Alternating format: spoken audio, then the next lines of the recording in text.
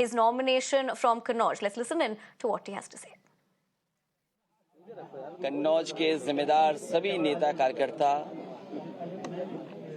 और बड़ी संख्या में यहाँ के लोगों की भावना ये थी कि समाजवादी पार्टी की तरफ से मुझे चुनाव लड़ाया जाए। मैं जनता का आभार प्रकट करता हूँ, यहाँ के अपने कार्यकर्ता साथी जिन्होंने मुझे इस बात के लिए कहा कि आपको कन्नौज में दोबारा एक बार फिर लड़ना चाहिए। मुझे उम्मीद है यहाँ की जनता का मुझे आशीर्वाद मिलेगा। जब मैं राजनीति की शुरुआत में यहाँ आया था, उस समय जनेश्वर मिश्र जी, अमर सिंह अंकल, नेताजी आदरणीय आजम खान साहब और बड़ी संख्या में उस समय के नेतृत्व समय समय पर यहाँ आया था और मुझे नेताजी ने यहाँ पहली बार चुनाव लड़ने का फैसला लिया था और वो दिन है आज फिर मैं जनता के बीच में जा रहा हूँ। कन्नौज की जनता ने उस समय भी आशीर्वाद दिया था। मुझे उम्मीद है कि इस बार भी कन्नौज राजनीति को खत्म करेगा और जो कन्नौज की पहचान रही है, ये चुनाव नकारात्मक राजनीति को खत्म करेगा। ये कन्नौज का चुनाव मोहब्बत की प्यार का एक निकाल दिया लगा को खत्म करेगा और जो कन्नौज की पहचान रही है, खुशबू, सुगंध, खुशबू की, मोहब्बत की, प्यार का एक बार फिर दौर कन्नौज में आएगा। जो महक कन्नौज की है, जो खुशबू कन्नौज की है, उसको और आगे बढ़ाने का काम, फैलाने का काम हम लोग करेंगे। कन्नौज के विकास के लिए, कन्नौज के लोगों के सम्मान के लिए और कन्नौज की पहचान के लिए, क्योंकि कन्नौज का इतिहास बहुत शानदार रहा है। उसने अपना न केवल भारत में बल्कि दुनिया में स्थान बनाया। यहाँ के लोगों की मदद, यहाँ के कारोबार, यहाँ के लोगों की खुशहाली के लिए और जो विकास रुक गया है, जो विकास थम गया है, जिस विकास को जानबूझ करके बीजेपी के लोगों ने इसलिए रोका क्योंकि समाजवादियों ने वो काम शुरू किए थे। बीजेपी के लोगों ने नकारात्मक राजनीति की, उनकी भाषा, उनका व्यवहार, उनका काम करने का तरीका, बीजेपी के लोगों ने न जाने कई बार, कितनी बार लोगों को अपमानित किया है। यहाँ की जनता एक बार फिर प्यार, मोहब्बत, मिलीजुली संस्कृति, आपस में भाईचारा, उसका दौर शुरू करेगा। कन्नौज की जनता के लिए क्या संदेश रहेगा? मैं कन्नौज की जनता के लिए पहले भी सेवा करने आया था और कन्नौज की जनता ने विकास होते हुए देखा है। जो पुरानी पीढ़ी के लोग होंगे जिन्होंने लोहिया जी चुना था, वो जानते हैं कि समाजवादी सिद्धांतों को डॉक्टर राममनोहर लोहिया ने और समाजवादियों ने डॉक्टर बाबा साहब भीमराव अम्बेडकर जी के सिद्धांतों को आगे बढ़ाया और उसका परिणाम यह हुआ कि समाजवादी आंदोलन न केवल उत्तर प्रदेश में बल्कि देश में फैला। यहाँ की जनता ने नेताजी को भी चुना। यहाँ की जनता ने छोटे सिंह यादव, प्रदीप यादव और बहुत सारे सांसदों को चुना जो कई ऐसे समाजवादी विचारधारा से। हम समाजवादियों का, खासकर मेरा, क्योंकि जहाँ से शुरुआत हुई वहाँ फिर एक बार आने का जो सौभाग्य मिला है, मैं इस कन्नौज के विकास के लिए काम करूंगा।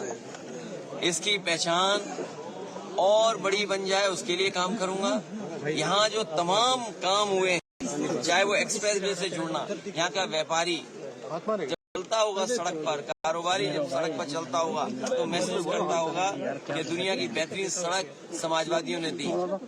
यहाँ पर जो बिजली का विकास है, चाहे सब स्टेशन बनने हो या तार या डिस्ट्रीब्यूशन में या जो जनरेशन में काम हुआ, वो समाजवादियों की देन है। काली नदी पर पुल, गंगा पर पुल या अन्य पांडु नदी पे पुल, साई नदी पे पुल या और नदियों पे जो पुल बने हैं, केवल कन्नौज जिले में नहीं, इटावा जिले में या औरैया जिले का हिस्सा हुआ और चाहे आपका कानपुर रसूलाबाद का हिस्सा, इसी कन्नौज में मुझे याद है हवाई पट्टी बनी थी रसूलाबाद क्षेत्र में।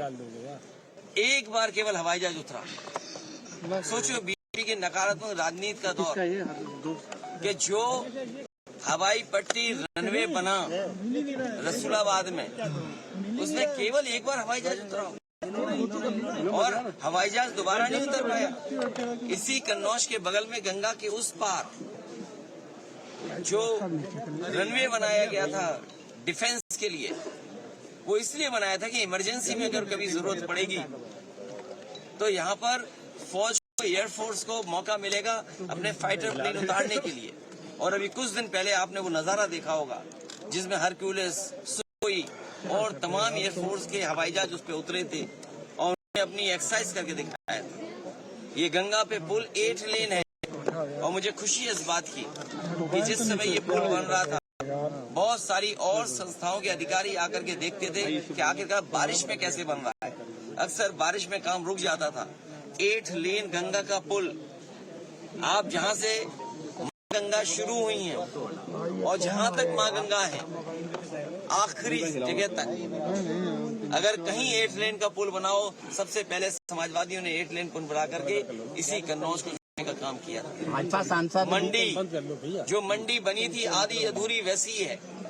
किसानों के लिए किसान बाजार, घड़ी भी कभी कभी बंद हो जाती है, जो समाजवादियों ने लगाया था। इंजीनियरिंग कॉलेज, परफ्यूमरी का पहली बार कोर्स होना, क्योंकि परफ्यूम और आज के जमाने के हिसाब से चीजें समझें। मार्केटिंग क्या है, दुनिया में जो परफ्यूम है उसका मार्केट कैसा है, उन मार्केट में सबसे बेहतरीन परफ्यूम कौन काम कर रहा है। तो अगर FFDC बनी तो हमने इंजीनियरिंग कॉलेज भी बनाया और परफ्यूम पार्क भी बनाया, उस काम को भी रोक लिया। यहाँ पर दूध को लेकर के, और मैंने कहा था कि गाय के दूध को लिए काऊ मिल्क प्लांट, बताओ काऊ मिल्क प्लांट बंद कर दिया।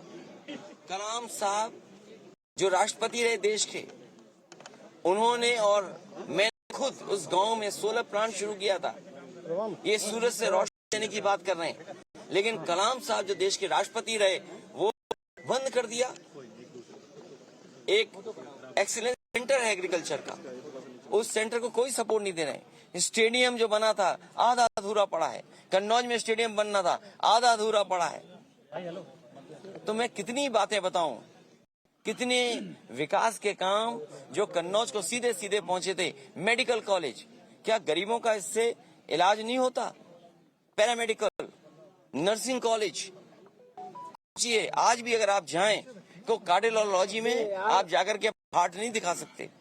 अगर आप जाएं मेडिकल कॉलेज में और अगर किसी को कैंसर है, प्राइमरी, सेकेंडरी, टर्शरी, और अगर उसको फर्दर इलाज की जरूरत पड़े तो वो जो कैंसर इंस्टीट्यूट बनाई थी या उसका एक डिपार्टमेंट बनाया था, वो डिपार्टमेंट बंद पड़ा हुआ है। कैसी सरकार है सोचो। इसलिए बीजेपी की जो नकारात्मक राजनीति है वो खत्म होगी और भाईचारे की, प्रेम की और हमारे समाजवादियों की सादगी का एक दौर शुरू होगा जो कन्नौज में विकास और खुशहाली लाने का काम करेगा।